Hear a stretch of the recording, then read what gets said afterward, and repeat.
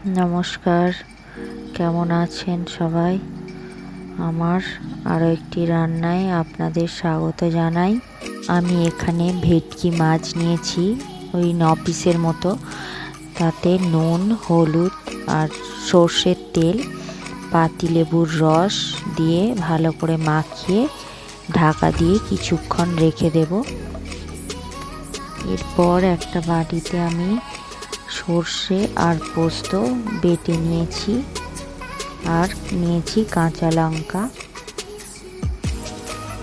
এদিকে নিয়েছি কুমড়ো পাতা আর লাউ পাতা, আর কিছু কাঠি নিয়েছি। আপনারা কাঠির বদলে সুতো ব্যবহার করতে পারেন। এবারে ভালো করে ধুয়ে নিয়েছিলাম আগে থেকেই কুমড়ো পাতাগুলো।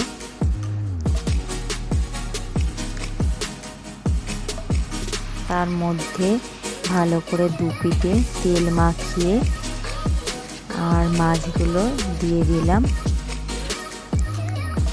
মাছগুলো দিয়ে ভালো করে কুমড়ো পাতা আর লাউ পাতা, আমার যেহেতু কুমড়ো পাতা অনেকটা ছিল ওই জন্য লাউ পাতার সাথে কুমড়ো পাতাও দিয়েছি। আপনারা চাইলে শুধু লাউ পাতাতেও করতে পারেন।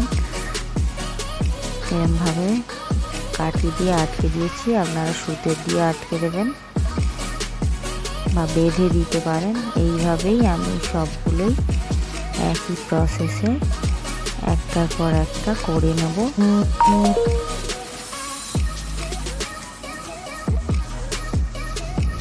একটার পর একটা দেখুন বানিয়ে নিচ্ছি আমি। আপনারা চাইলে অনেকক্ষণ রেখেও দিতে পারেন এই মশলাটা মাখিয়ে মাছের সাথে।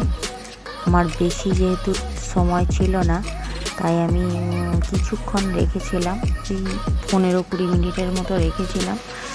রেখে তারপরেই আমি করে নিয়েছিলাম। একটার পর একটা একইভাবে করে নিয়েছি। আমার সবগুলোই তৈরি হয়ে গিয়েছে।